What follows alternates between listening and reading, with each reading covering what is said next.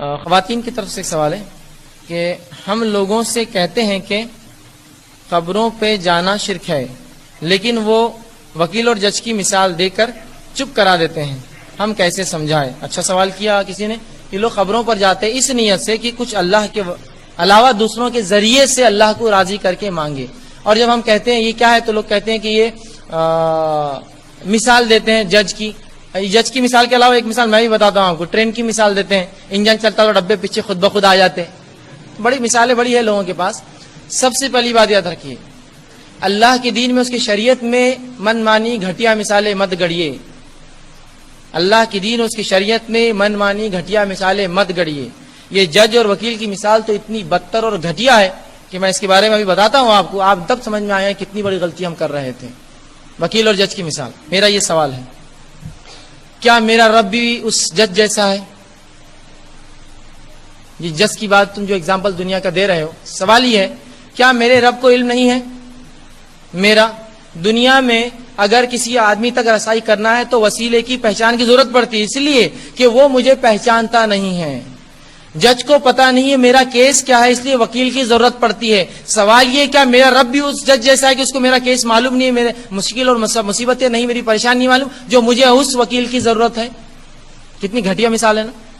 وہ جج کو خود علم نہیں ہے کہ وہ کیا کر رہا ہے، کیوں کر رہا ہے، زندہ رہیں گا یا مر جائیں گا، اس کے سیٹ کے نیچے کیا ہے، اس کی گاڑی میں کیا معاملہ ہے، اس کو علم نہیں ہے، لہٰذا اس کو ایک وکیل کی ضرورت ہے۔ تو کیا میرا رب بھی ایسا، اس کو علم نہیں ہے لہٰذا اس کو وکیل کی ضرورت ہے؟ کوئی اس تک باتیں پہنچائے؟ سوال یہ ہے بنیادی۔ تو یہ عقیدے کا بہت بڑا بگاڑ ہے، یاد رکھیے، بہت بڑا بگاڑ، اور منمانی پتہ نہیں کیا کیا مثالیں بنا لی اور گڑھ لی اللہ کے لیے، جبکہ اللہ رب العزت تو جو ہے۔ السلام علیکم ورحمۃ اللہ وبرکاتہ۔ آئیے دوستوں، اس جاہلانہ بات کا جائزہ قرآن اور حدیث کے حوالے سے لیتے ہیں۔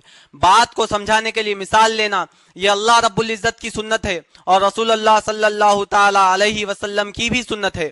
قرآن شریف میں سورہ بقرہ کی آیت نمبر 17 اور 19 میں اللہ رب العزت نے خود منافقوں کو دو مثال دے کر بات سمجھائی، اور اس زمانے کے منافقین اس زمانے کے منافقین کی طرح اعتراض کرنے لگے، تو اللہ رب العزت نے پھر سورہ بقرہ کی آیت نمبر 26 میں یوں ارشاد فرمایا، ان اللہ لا یستحیی ان یضرب مثلا ما بعوضۃ فما فوقها فاما الذین آمنوا فیعلمون انہ الحق من ربہم۔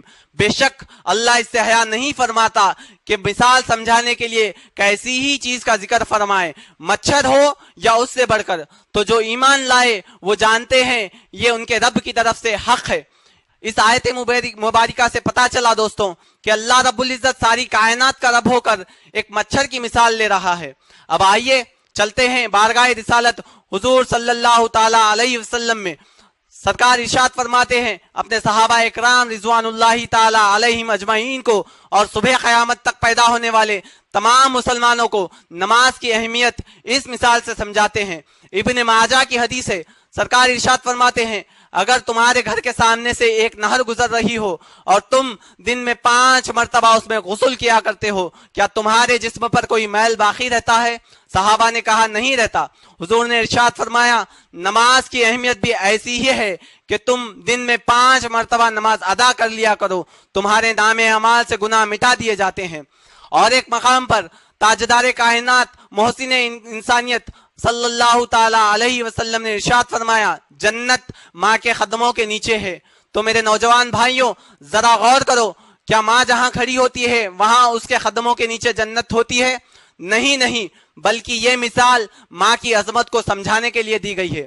تو اس سے پتا چل گیا کہ اللہ رب العزت خود کائنات کا رب ہو کر مچھر کی مثال لے رہا ہے، اور سرکار صلی اللہ تعالی علیہ وسلم نہر کی مثال لے رہے ہیں۔ یہ سرکار کی سنت ہے اور اللہ رب العزت کا طریقہ ہے۔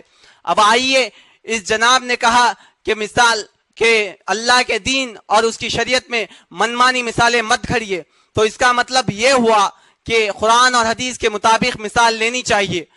تو آئیے اسی کلپ میں سنتے ہیں یہ جناب نے کیا مثال دی، سنیے۔ کہیں سے عجیب عقیدہ، تو کہا دیکھا تو کہا ہاں یہ بنیاد ہے، دیکھو صلی اللہ کے وسیلے سے معافی۔ یاد رکھیے یہ حدیث موضوع ہے، جھوٹی ہے، یہ حدیث موضوع ہے۔ اب کچھ لوگ بولتے نہیں موضوع کچھ نہیں رہتا، بس سب حدیث رہتی ہے نا۔ تو میں ان سے پوچھتا ہوں آم خریدنے جاتے ہو سڑے ہوئے آم بھی کھاتے کیا ساتھ میں؟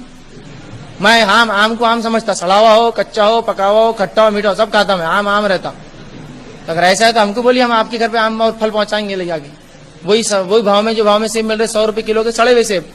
आप बोलेंगे नहीं हम फर्क नहीं, सेब है, खाते जाओ।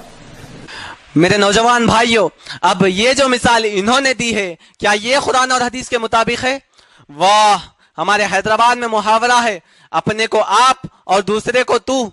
बात समझाने के लिए मिसाल देने पर ऐतराज करते हैं और खुद घटिया मिसाल देते हैं। ये तो ऐसा ही हुआ, एक अहमक आदमी आसमान की तरफ थूकता है और वो थूक उसके ही मुंह पर गिरता है। मेरे नौजवान दोस्तों, आप ऐसे लोगों को अपना हादी, रहबर व रहनुमा क्यों बनाते हो जो ना आलिम है, ना मुफ्ती, ना मौलाना? मेरे नौजवान दोस्तों, बदअकीदगी से बचकर अपने ईमान को दुरुस्त करो, क्योंकि आखिरत में रसूल अल्लाह सल्लल्लाहु ताला अलैहि वसल्लम को मुंह दिखाना है। मैं उम्मीद करता हूं आप अपने इस भाई की गुजारिश को जरूर कबूल करेंगे।